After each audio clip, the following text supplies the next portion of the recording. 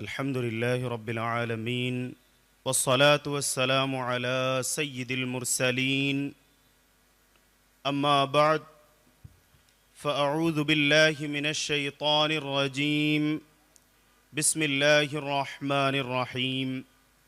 جس انداز میں درود پاک کے صیغے پڑھاتا ہوں اسی انداز میں باوز بلند پڑھیں۔ الصلاة والسلام علیک یا رسول اللہ، الصلاة والسلام علیک یا حبیب اللہ، الصلاة والسلام علیک یا نبی اللہ، وعلى آلك وأصحابك يا نور اللہ۔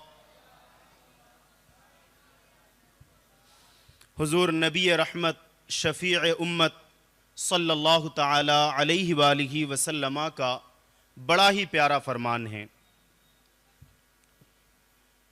قیامت کے روز اللہ کریم کے عرش کے سوا کوئی سایہ نہ ہوگا۔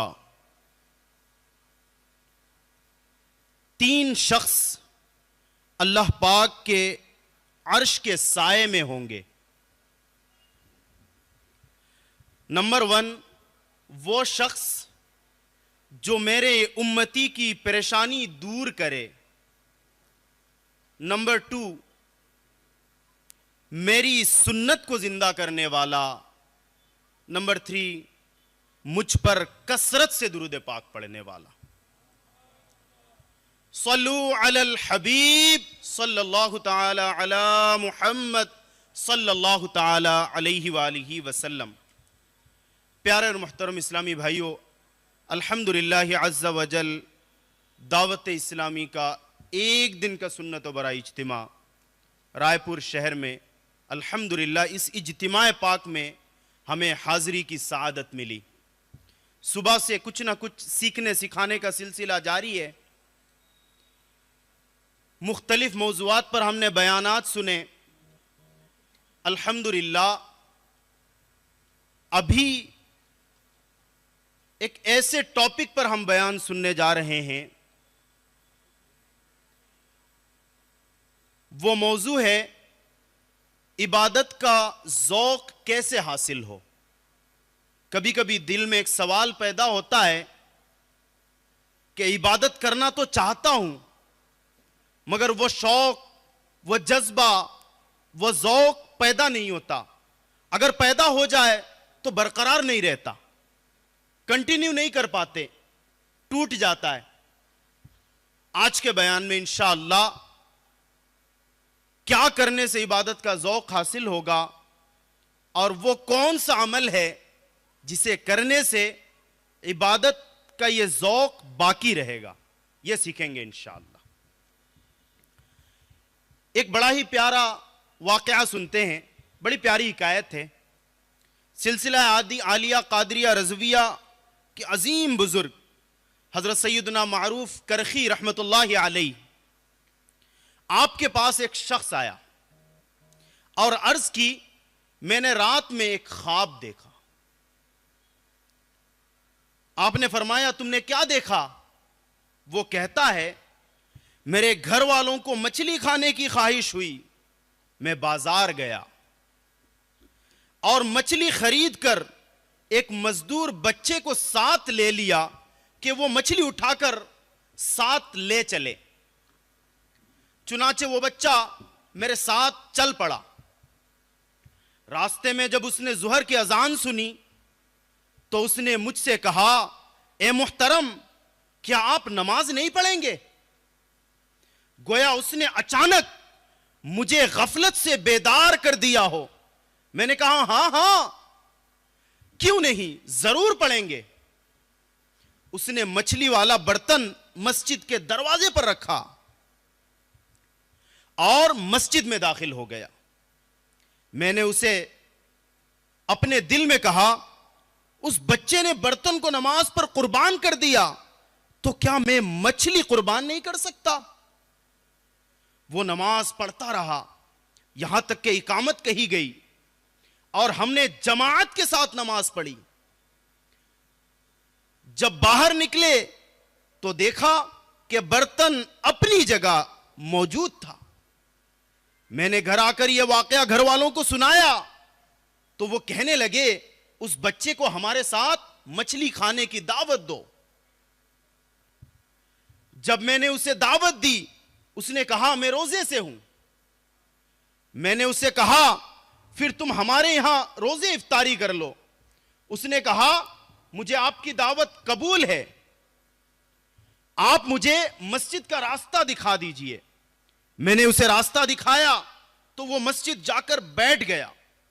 جب ہم نماز مغرب ادا کر لی تو میں نے اسے کہا اب ہمارے گھر چلیے. اس نے جواب دیا نماز عشاء پڑھ کر چلیں گے.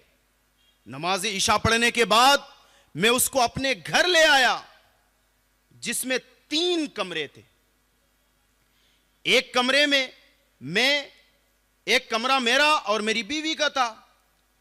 دوسرے کمرے میں میری 20 سال سے معذور بیٹی وہ تھی اور تیسرے میں ہمارا مہمان تھا.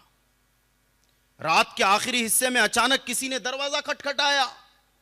میں نے پوچھا کون ہے؟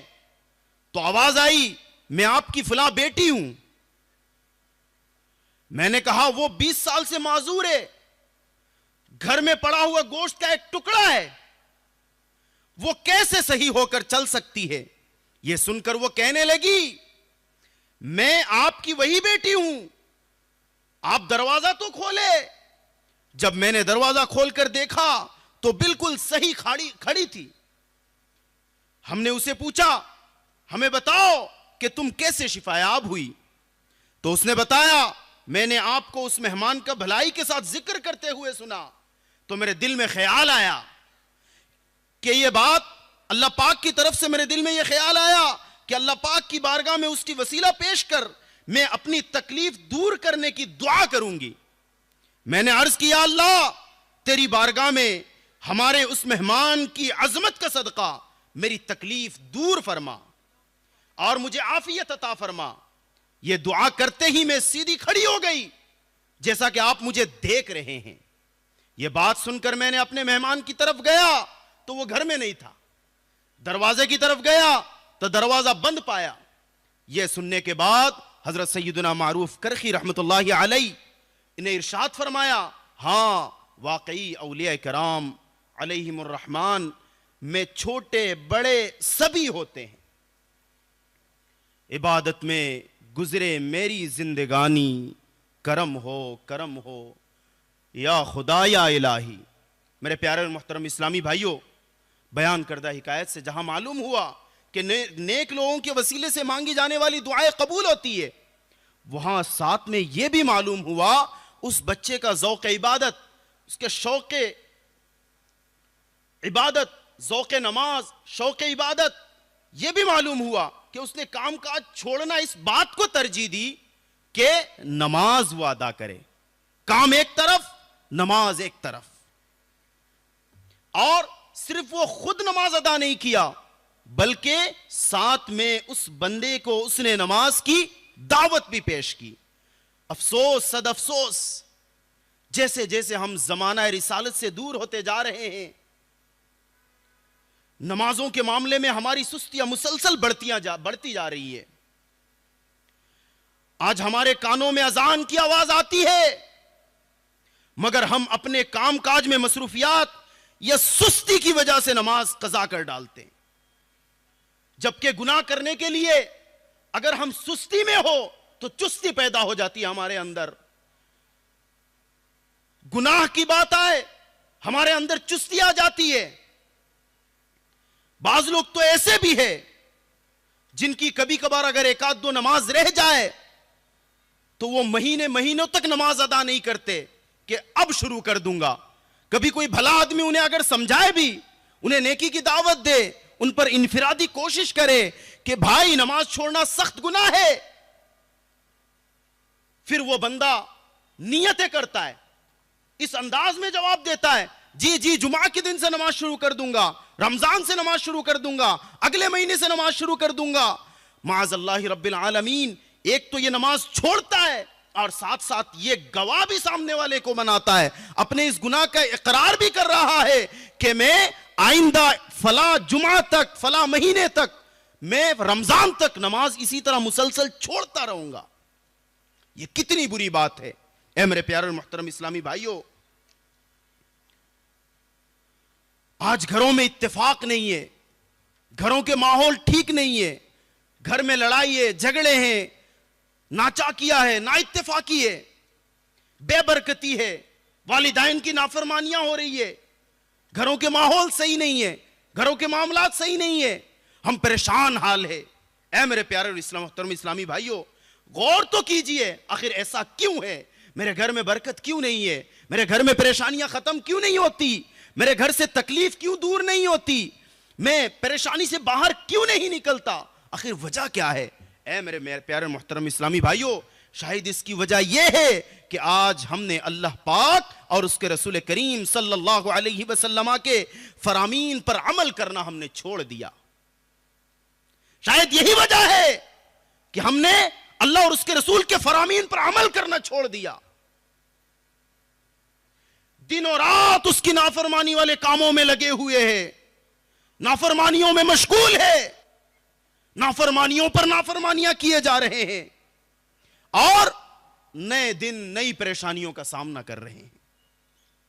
کسی نے بڑا سچ کہا ہے کہ جو کچھ ہے وہ سب اپنے ہی ہاتھوں کے ہے کرتوت، شکوا ہے زمانے کا نہ قسمت کا گلا ہے، دیکھے ہیں یہ دن اپنی ہی غفلت کے بدولت، سچ ہے کہ برے کام کا انجام برا ہے۔ اے میرے پیارے اور محترم اسلامی بھائیوں، واقعی ہمارے گھروں میں پریشانیوں، بیماریوں، لڑائی جھگڑوں اور تنگ دستیوں نے جو ڈیرے ڈال رکھے ہیں، اس کی وجہ اللہ پاک اور اس کے پیارے حبیب صلی اللہ علیہ وسلم کے احکامات کی خلاف ورزی ہو سکتی ہے۔ لہذا زندگی کو غنیمت جانیے اور آج ہی ہم سب مل کر سچی توبہ کر لیتے ہیں، نمازوں کی پابندی شروع کر دیتے ہیں۔ کیا نیت بنتی ہے؟ انشاءاللہ آج سے نمازوں کی پابندی کریں گے۔ اب سے نماز جو چھوڑ دیے، سچے دل سے توبہ کرتے ہوئے اب سے نمازوں شروع کر دیں گے انشاءاللہ۔ اب سے کوئی برائی نہیں کریں گے، غیبتیں چھوڑ دیں گے، اللہ کی نافرمانیاں چھوڑ دیں گے انشاءاللہ۔ اے میرے پیارے محترم اسلامی بھائیوں، اللہ پاک قرآن پاک میں ارشاد فرماتا ہے فَخَلَفَ مِن بَعْدِهِمْ خَلْفٌ أَضَاعُوا الصَّلَاةَ وَاتَّبَعُوا الشَّهَوَاتِ فَسَوْفَ يَلْقَوْنَ غَيًّا۔ نماز چھوڑنے والوں کے بارے میں میرے کریم رب ارشاد فرماتا ہے تو ان کے بعد ان کی جگہ وہ ناخلف آئے جنہوں نے نمازیں ضائع کی اور اپنی خواہشوں کے پیچھے ہوئے، ان قریب وہ دوزخ میں غی کا جنگل پائیں گے۔ حضرت صدر الشریعہ رحمت اللہ تعالی علیہ فرماتے ہیں غی جہنم میں ایک وادی ہے جس کی گرمی اور گہرائی سب سے زیادہ ہے، اس میں ایک کنواں بھی ہے جس کا نام ہب ہب ہے۔ اور اے میرے پیارے اور محترم اسلامی بھائیوں، جب جہنم کی آگ بجھنے پر آتی ہے تو اللہ کریم اس کنویں کو کھول دیتا ہے جس سے وہ یعنی جہنم کی آگ بدستور بھڑکنے لگتی ہے۔ قرآن کہتا ہے کلما خبت زدناہم سعیرا، جب کبھی بجھنے پر آئے گی ہم اسے اور بڑھکا دیں گے۔ اور اے میرے پیارے محترم اسلامی بھائیوں، توجہ سے سنیے، اور یہ کنواں بے نمازیوں، زانیوں، شرابیوں، سود خوروں اور ماں باپ کو تکلیف دینے والوں کے لیے ہے۔ اللہ اکبر۔ الہی ہوں بہت کمزور بندہ، نہ دنیا میں نہ عقبہ میں سزا ہو۔ اے میرے پیارے محترم اسلامی بھائیوں، خوف خدا سے لرز جائیے، سچی پکی توبہ کر لیجئے۔ ذرا تصور کیجئے جب اس خطرناک وادی میں بے نمازی کو ڈالا جائے گا تو اس کا کیا بنے گا۔ لہٰذا عافیت تو اسی میں ہے کہ ہم فرائض کی پابندی کے ساتھ ساتھ نفل عبادت پر توجہ دیں، فرائض کی پابندی کے ساتھ نفل عبادات کا شوق بھی اپنے اندر پیدا کرے، پانچوں نمازیں باجماعت ادا کرے، تہجد، اشراق، چاشت، اوابین کے نوافل بھی اب ادا کرے۔ الحمدللہ آج کے اس اجتماع پاک میں شرکت کرنے والے تہجد بھی ادا کیے, اشراق بھی کی نماز بھی ادا کیے, اور چاشت کی نوافل بھی ادا کیے. الحمدللہ. ممکنہ صورت میں انشاءاللہ نماز مغرب کے بعد اوابین بھی ادا کریں گے, اور یہ صرف آج ہی ادا نہیں کریں گے بلکہ انشاءاللہ ممکنہ صورت میں کوشش کریں گے کہ یہاں سے جانے کے بعد بھی ہم تہجد گزار اسی طرح بنے رہے, اسی طرح اشراق و چاشت کی پابندیاں کرتے رہیں, اسی طرح اوابین کی پابندیاں کرتے رہے, وقت ملنے پر نوافل کی کثرت کرے, فرائض کے بعد ہم نوافل کی کثرت کریں, اس سے اللہ پاک راضی ہوتا ہے. اے میرے پیارے اور محترم اسلامی بھائیوں, ہر سال یہ بھی آئیے نیت کر لیتے ہیں, ماہ رمضان کی پابندی سے روزے بھی رکھیں گے, صاحب نصاب ہونے کی صورت میں ہم زکوٰۃ بھی ادا کریں گے, اور دوران سال ممکنہ صورت میں ہم روزہ بھی رکھیں گے, بڑی راتوں کے روزے رکھیں گے, ممکنہ صورت ہو تو پیر شریف کے روزے رکھیں گے. جس طرح ممکن ہو اللہ کو راضی کرنے والے ہر کام آج ہی کر لیجئے. موت کا کوئی بھروسہ نہیں ہے میرے پیارے اور محترم اسلامی بھائیوں, یہ موت کبھی بھی آ سکتی ہے, موت اپنے آغوش میں کبھی بھی ہمیں لے سکتی ہے. اے میرے پیارے اور محترم اسلامی بھائیوں, روزانہ قرآن کریم کی تلاوت, ذکر اللہ اور درود پاک یہ اپنی زندگی کا معمول بنا لیجئے. ساتھ ساتھ اپنے دشمن لعین شیطان لعین سے بھی ہوشیار رہے. جب وہ ہمیں دن رات ان عبادتوں میں مشغول دیکھے گا تو اسے راستے سے ہٹانے کی بھرپور کوشش کرے گا, سستی دلائے گا, ہمیں غافل کرنے کے لیے مختلف ہتھ کنڈے بھی استعمال کرے گا, مگر ہمیں ثابت قدم رہتے ہوئے اپنی عبادت پر ناز کرنے کے بجائے مرتے دم تک عبادت پر استقامت کی دعا کرنی ہوگی. کچھ عبادتیں اگر کر لیے تو اس پر ناز نہیں, اس پر استقامت کی دعا مانگے. اور ہمارے رب کریم تو ہمیں آخری وقت تک عبادت کرنے کا حکم ارشاد فرماتا ہے. رب کریم ارشاد فرماتا ہے وَاعْبُدْ رَبَّكَ حَتَّى يَأْتِيَكَ الْيَقِينَ, اور مرتے دم تک اپنے رب کی عبادت میں رہو. یہ رب کا فرمان ہے. اے میرے پیارے اور محترم اسلامی بھائیوں, اس بیان کردہ آیت کریمہ, اس کی تفسیر صراط الجنان میں ہے کہ بندہ خواہ کتنا ہی بڑا ولی بن جائے عبادات سے بے نیاز نہیں ہو سکتا. کتنا بڑا ولی ہو جائے عبادتوں سے بے نیاز نہیں ہو سکتا. جب سید المرسلین صلی اللہ علیہ وسلم کو آخری دم تک عبادت کرنے کا حکم دیا گیا تو ہم کیا چیز ہے.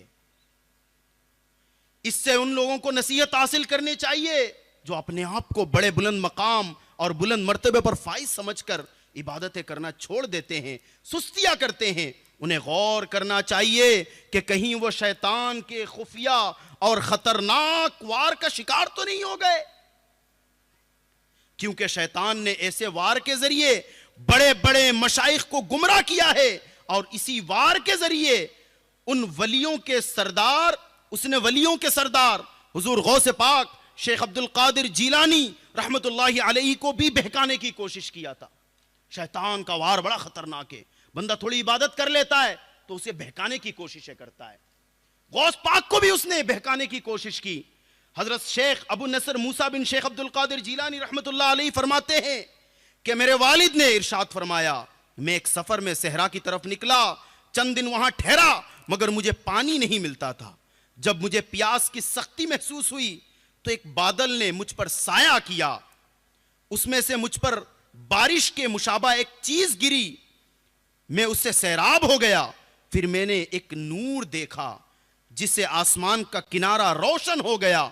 بڑا زبردست واقعہ ہے, بڑا سمجھنے والا واقعہ ہے. توجہ سے سنیے میرے پیارے اور محترم اسلامی بھائیوں.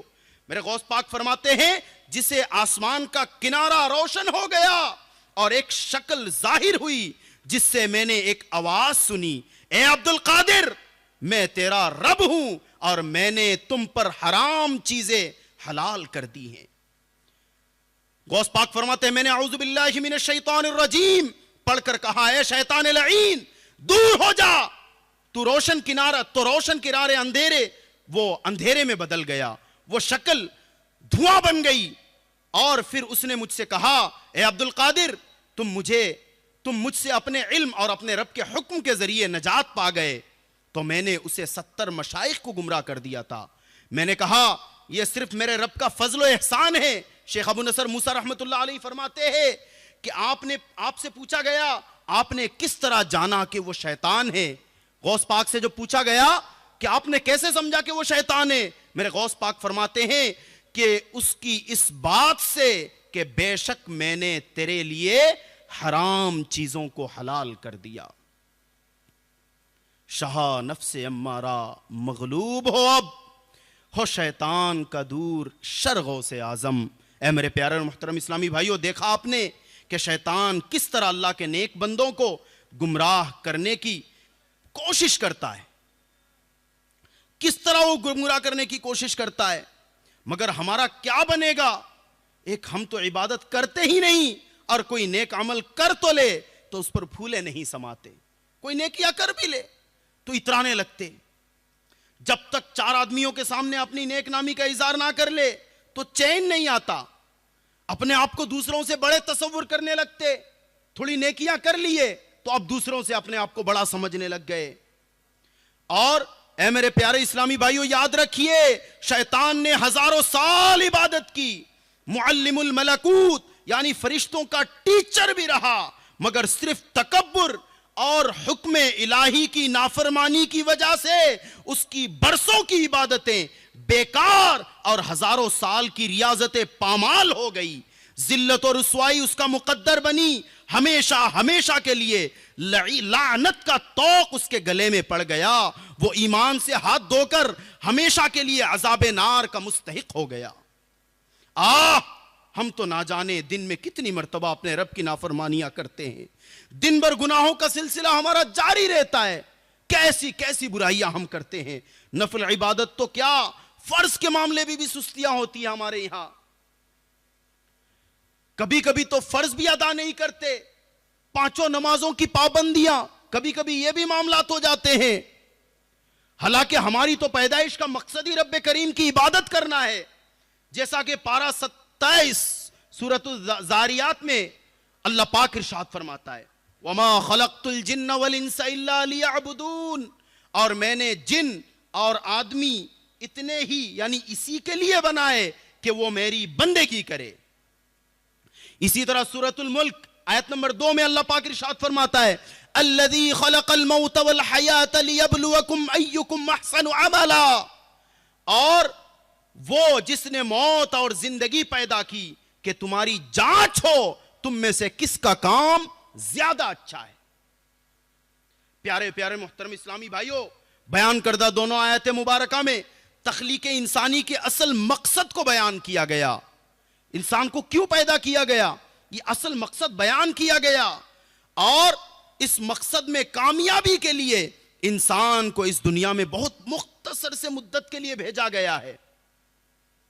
مقصد اللہ کی عبادت, اللہ کی رضا, اور یہ حاصل کرنے کے لیے ایک شارٹ پیریڈ لے کر ہم دنیا میں آئے, شارٹ ٹائم لیے ہوئے آئے. کوئی 20 سال, کوئی 30 سال, کوئی 40 سال, کوئی 60 سال, کوئی 80 سال, ایک مختصر سی مدت لیے آیا ہوا ہے. اور یہ مختصر وقت کے لیے ہم کو دنیا میں بھیجا گیا, اور اسی وقت میں اس بندے کو قبر و حشر کی طویل ترین معاملات کے لیے تیاری بھی کرنی ہے. قبر و حشر میں کب تک رہنا ہے کس کو کیا معلوم, لیکن اس کی تیاری اس شارٹ ٹائم میں کرنا ہے. یہ مختصر جو زندگی ملی ہے قبر و حشر کی تیاری کے لیے ملی ہے.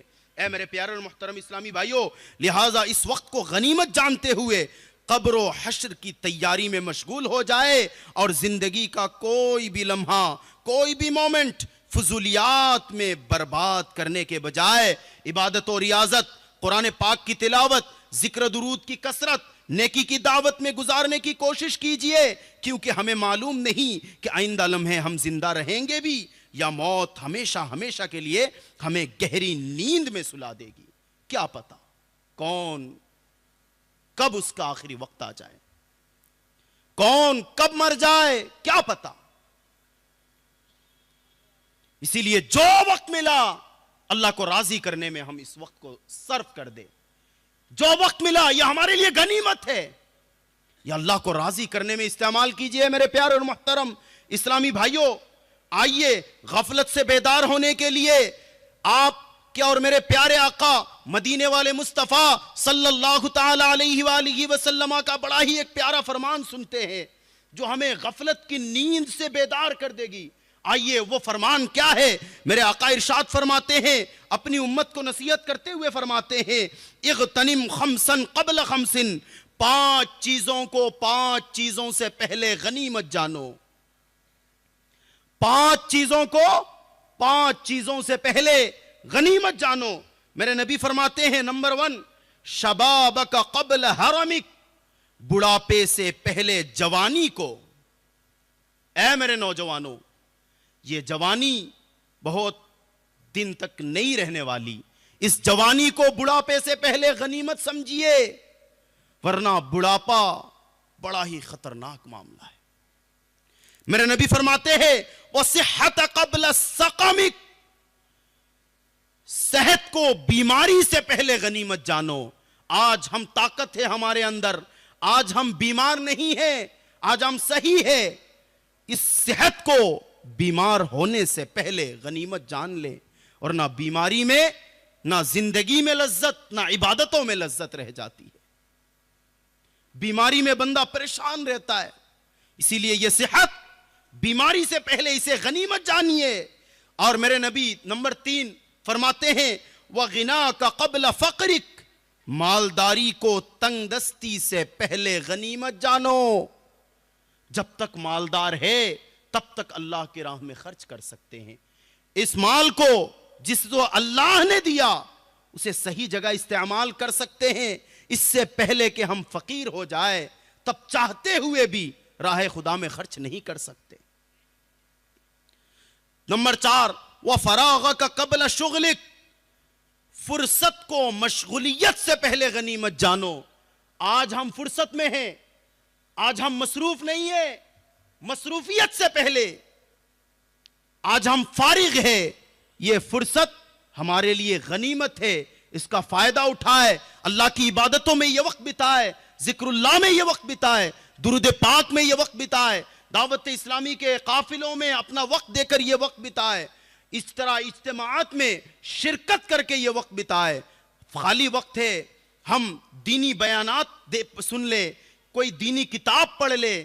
دعوت اسلامی کے مدنی ماحول میں یوں مختلف کورسز ہے، آن لائن آف لائن یوں کرائے جاتے ہیں. کوئی کورس جوائن کر لے اور وہ کورس کر لے، اپنے اندر علم دین کا خزانہ جمع کر لے.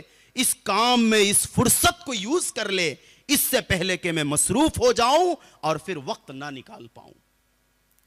میرے نبی ارشاد فرماتے، وَحَيَاتَكَ قَبْلَ مَوْتِكَ، اور زندگی کو موت سے پہلے.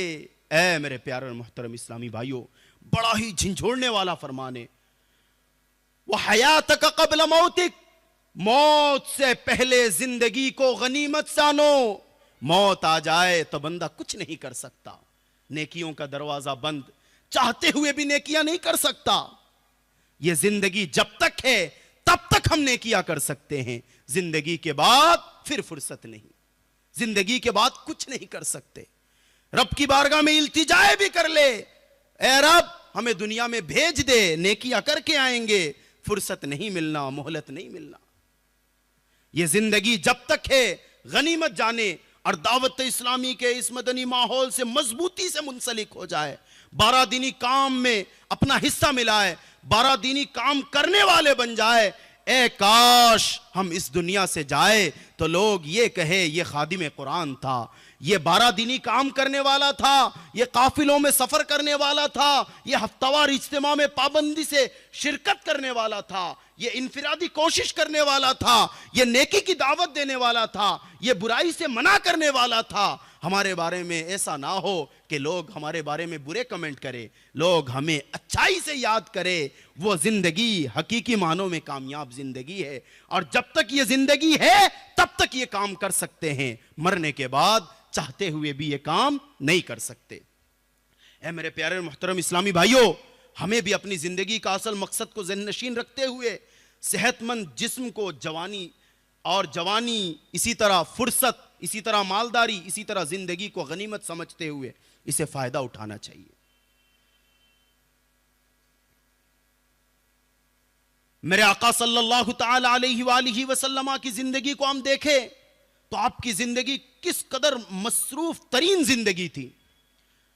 آپ اس قدر عبادتوں میں مصروف رہتے کہ طویل قیام فرمانے کی وجہ سے آپ کے قدمین شریفین سوج جاتے تھے. اما عائشہ صدیقہ رضی اللہ تعالی عنہ فرماتی ہے رسول کریم صلی اللہ علیہ وآلہ وسلم نماز میں اس قدر قیام فرماتے کہ آپ صلی اللہ علیہ وسلم کے مبارک پاؤں سوج جاتے تھے. ایک دن حضرت سیدتنا عائشہ صدیقہ رضی اللہ عنہ نے عرض کیا یا رسول اللہ صلی اللہ علیہ وسلم آپ ایسا کر رہے ہیں حالانکہ اللہ کریم نے آپ کے سبب آپ کے اگلوں اور آپ کے پچھلوں کے گناہ بخش دیے ہیں. حضور پر نور صلی اللہ علیہ وسلم نے ارشاد فرمایا اے عائشہ افلا اکون عبدا شکورا، کیا میں اللہ کا شکر گزار بندہ نہ بنوں؟ کتنا پیارا جواب ہے. میرے نبی کی وہ ذات ہے جس ذات کے سبب اللہ نے آپ کے اگلے آپ کے پچھلوں کے گناہ بخش دیے. اما عائشہ کہتی ہے یا رسول اللہ آپ ایسا کیوں کرتے ہیں حالانکہ اللہ کریم نے آپ کے سبب آپ کے اگلے اور آپ کے پچھلوں کے گناہ بخش دیے ہیں. میرے آقا ارشاد فرماتے ہیں بڑی نصیحت والا جملہ ہے. میرے آقا فرماتے افلا اکون عبدا شکورا، اے عائشہ کیا میں اللہ پاک کا شکر گزار بندہ نہ بنوں؟ یہ میرے نبی کا جواب ہے. اے میرے پیارے محترم اسلامی بھائیوں، سنا آپ نے رسول اکرم صلی اللہ علیہ وسلم اس قدر عبادت اور ریاضت فرمایا کرتے تھے کہ آپ کے قدمین شریفین پر ورم آ جاتا پھر بھی عبادت میں مشغول رہا کرتے تھے. اور ایک ہم ہے کہ دن بھر کام کاج میں مصروف رہتے ہیں اور اس دوران جتنی نمازیں آتی ہے ان کی ادائیگی سے بھی غافل رہتے ہیں. بڑا افسوس ہے. کام تو کرتے ہیں دوران کی نمازیں چھوڑ دیتے ہیں. کبھی بہانے بناتے رہتے ہیں کہ تھک گئے، کبھی بہانے بناتے چھٹی نہیں ملی، کبھی بہانے بناتے کہ عشاء کے وقت ساری نمازیں پڑھ لوں گا، کبھی بہانے بناتے قضا ادا کر لوں گا، کبھی بہانے بناتے باس چھٹی نہیں دیتا. اے میرے پیارے اور محترم اسلامی بھائیوں، یاد رکھیے کہ ہم مسلمان ہیں اور مسلمان پر دن بھر میں 5 وقت کی نماز یہ فرض ہے، اور نماز چھوڑنے والا گنہگار اور عذاب نار کا حقدار ہوگا.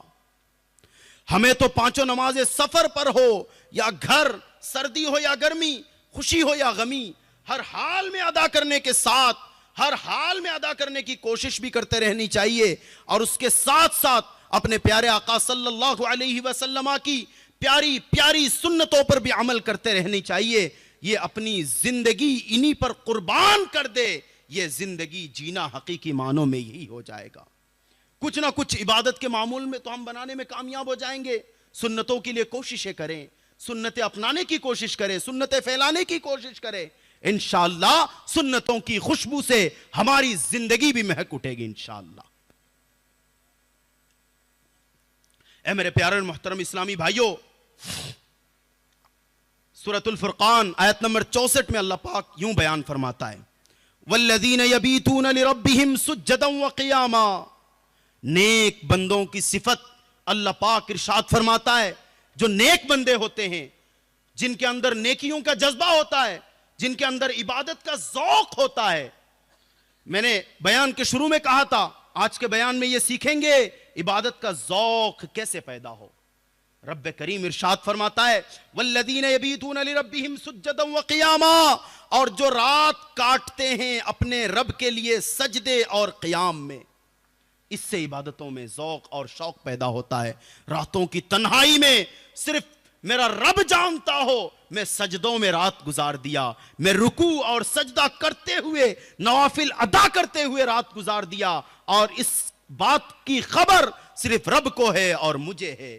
کیا مزے کی زندگی ہوگی. اور وہ عبادت حقیقی عبادت ہے، اور یہ نیک لوگوں کی صفت ہے جو ہم نے سنا، جو وہ رات بتاتے ہیں. رات کیسے کاٹتے ہیں؟ اپنے رب کے لیے سجدے اور قیام میں. اسی طرح سورۃ السجدہ آیت نمبر 16 میں اللہ پاک ارشاد فرماتا ہے تتجافى جنوبهم عن المضاجع يدعون ربهم خوفا وطمعا وَمِمَّا رَزَقْنَاهُمْ يُنْفِقُونَ. ترجمہ کنز الایمان، ان کی کروٹیں جدا ہوتی ہیں خوابگاہوں سے اور اپنے رب کو پکارتے ہیں، ڈرتے اور امید کرتے، اور ہمارے دیے ہوئے میں سے کچھ خیرات کرتے. یہ کون ہے؟ نیک لوگوں کی صفت. اسی طرح سورۃ الذاریات آیت نمبر 17 اور 18 میں اللہ پاک ارشاد فرماتا ہے کانوا قلیلا من اللیل ما یہجعون وبالاسحار هم یستغفرون. ترجمہ کنز الایمان، وہ رات میں کم سویا کرتے. کون؟ اچھے نیک مومن. وہ رات میں کم سویا کرتے اور پچھلی رات استغفار کرتے. عبادتوں میں ذوق شوق کیوں پیدا نہیں ہوتا؟ شاید ان آیت کریمہ سے واضح ہے. نیک بندے ہوتے ہیں جو نیک مومن ہوتے ہیں، وہ کیا کرتے ہیں؟ کیا کرتے ہیں؟ رات میں کم سویا کرتے ہیں اور پچھلی رات استغفار کرتے ہیں. اے میرے پیارے محترم اسلامی بھائیوں، بیان کردہ آیات مبارکہ میں اللہ کریم کے نیک بندوں کے شوق عبادت کو بیان کیا گیا. اللہ کریم کے نیک بندوں کے شوق عبادت کو بیان کیا گیا کہ جب لوگ سو جاتے ہیں تو یہ نیک ہستیاں اپنے رب کریم کی عبادت میں مشغول ہو جاتی ہیں، اپنے رب کریم کی عبادت میں مشغول ہو جاتی ہے. یاد رہے اولیاء کرام بھی دن میں کسب حلال کے لیے یہ تجارت کیا کرتے تھے. ایسا نہیں ہے، اولیاء کرام بھی کسب حلال، رزق حلال کے لیے دن میں تجارت کرتے تھے اور اپنے بال بچوں کی مدنی تربیت بھی کرتے تھے. حالانکہ دن بھر کی تھکاوٹ کے بعد رات کی نیند ہر ایک کو پیاری ہوتی ہے، مگر یہ حضرات جو اولیاء کرام ہیں، اللہ کے نیک بندے ہیں، یہ سونے کے بجائے اپنے رب کو راضی کرتے اور توبہ استغفار کرتے تھے. اگر تقاضائے بشریت نیند آ بھی جاتی تو مختلف طریقوں سے نیند اڑاتے اور پھر مصروف عبادت ہو جاتے. بزرگوں کے چند واقعات سنتے ہیں، وہ کس طرح رات جاگتے تھے. پھر سمجھ میں آئے گا ہمارے اندر ذوق عبادت کیسے پیدا ہو، شوق عبادت کیسے پیدا ہو، عبادت پر استقامت کیسے ملے. آئیے ایک واقعہ سنتے ہیں. حضرت سیدنا شیخ شبلی رحمت اللہ علیہ فرماتے ہیں ابتدائے ریاضت میں جب مجھے نیند آتی، ابتدائے یعنی شروعاتی ریاضت میں جب مجھے نیند آتی تو میں آنکھوں میں نمک کی سلائی لگاتا. جب نیند زیادہ تنگ کرتی تو میں گرم سلائی آنکھوں میں پھیر لیتا. اللہ اکبر. حضرت سیدنا ابراہیم بن حاکم رحمت اللہ علیہ فرماتے ہیں میرے والد محترم کو جب نیند آنے لگتی تو وہ دریا کے اندر تشریف لے جاتے اور اللہ کی تسبیح کرنے لگتے، جسے سن کر دریا کی مچھلیاں اکٹھی ہو جاتی اور وہ بھی تسبیح کرنے لگتی. سبحان اللہ. حضرت سیدنا وہب بن منبہ رحمت اللہ علیہ نے اپنی نیند اڑانے کے لیے دعا مانگی تو اللہ پاک نے ان کی دعا قبول فرمائی اور انہیں 40 برس تک نیند نہ آئی. سبحان اللہ. کیسا ذوق تھا، کیسا شوق تھا ان کے اندر عبادت کا. اے میرے پیارے محترم اسلامی بھائیوں، ان کا طریقہ ہم اپنا لے، ہم اپنے اندر بھی وہ جذبہ پائیں گے، ذوق عبادت ہمیں بھی حاصل ہوگا، عبادت کی لذت ہمیں بھی ملے گی، عبادت کا وہ مٹھاس ہم پانے میں کامیاب ہوں گے. عبادت میں بھی مزہ آئے گا، سجدوں میں بھی مزہ، قیام میں بھی مزہ، نفل میں بھی مزہ، ہر تسبیح میں مزہ آئے گا انشاءاللہ. یہ کب؟ جب بزرگوں کے طریقے پر ہم چلیں گے. اے میرے پیارے محترم اسلامی بھائیوں، حضرت سیدنا حبیب نجار رحمت اللہ علیہ رات بھر عبادت کرتے اور دن بھر روزے رکھتے. افطار کے لیے جو کھانا حاضر کیا جاتا تو وہ دوسرے کو دے دیتے اور خود ساری رات اللہ پاک کی بارگاہ میں بھوکے ہی قیام میں گزار دیتے. جب صبح قریب ہونے لگتی تو عاجزی و انکساری کے ساتھ بارگاہ الہی میں عرض کرتے میں غفلت کے سمندروں میں ڈوبا رہا اور گناہوں کے میدانوں میں چلتا رہا. یا الہی یہ تیرا ذلیل گنہگار اور بیمار بندہ تیرے باب کرم پر حاضر ہے، تجھ سے پناہ کا طلبگار ہے.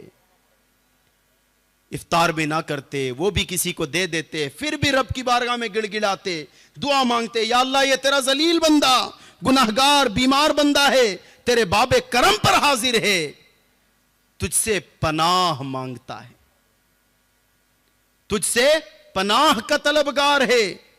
اے میرے پیارے اور محترم اسلامی بھائیوں، امام محمد بن سیرین رحمت اللہ علیہ، ان کی ایک بہن تھی حضرت حفصہ بن سیرین رحمت اللہ علیہ.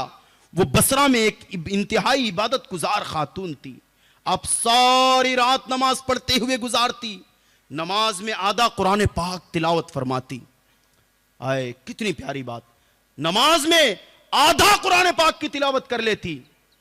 اور بسا اوقات اپنی نماز پڑھنے کی جگہ پر اتنی دیر نماز میں کھڑی رہتی کہ آپ کا چراغ بجھ جاتا، لیکن آپ کے لیے صبح تک چراغ کی روشنی کیے بغیر گھر روشن رہتا. یہ آپ کی کرامت تھی. حضرت سیدتنا رابعہ بصریہ رحمت اللہ علیہ کی اپنی وفات تک یہ عادت رہی کہ آپ ساری رات نماز پڑھتی رہتی. جب فجر کا وقت قریب ہوتا تو تھوڑی دیر کے لیے سوتی، پھر بیدار ہو کر کہتی، اے نفس تو کتنا سوئے گا، تم کتنا سو گے، کتنا جاگو گے، ان قریب تم ایسی نیند سو گے کہ اس کے بعد قیامت کی صبح کو ہی بیدار ہوگے. یہ کتنی زبردست نصیحت آمیز مدنی پھول ہے. دوبارہ سنیے، توجہ سے سنیے میرے پیارے اور محترم اسلامی بھائیوں.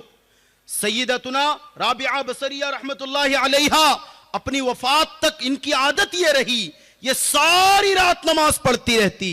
جب فجر کا وقت قریب ہوتا تھوڑی دیر کے لیے سو جاتی، پھر بیدار ہو کر کہتی، اے نفس تم کتنا سو گے اور کتنا جاگو گے، ان قریب تم ایسی نیند سو گے کہ اس کے بعد قیامت کی صبح ہو کے ہی بیدار ہوگے. جاگنا ہے جاگ لے افلاک کے سائے تلے، حشر تک سوتا رہے گا خاک کے سائے تلے. صلو علی الحبیب صلی اللہ تعالی علی محمد صلی اللہ تعالی علیہ وآلہ وسلم.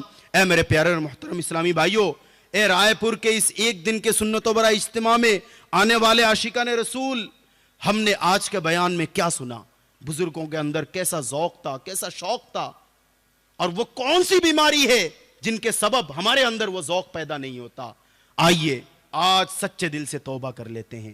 اس اجتماع پاک سے سچے دل سے توبہ کر کے گھر جائے کہ اب سے انشاءاللہ نمازوں میں غفلت نہیں کریں گے، انشاءاللہ نمازوں میں سستی نہیں برتیں گے، دوسروں کی برائیاں نہیں کریں گے، اپنی اصلاح کے لیے ہر وقت کوششیں کرتے رہیں گے. اور اس کا بہترین ذریعہ ہے میرے پیارے اور محترم اسلامی بھائیوں، دعوت اسلامی کے مدنی ماحول سے منسلک ہو جائے.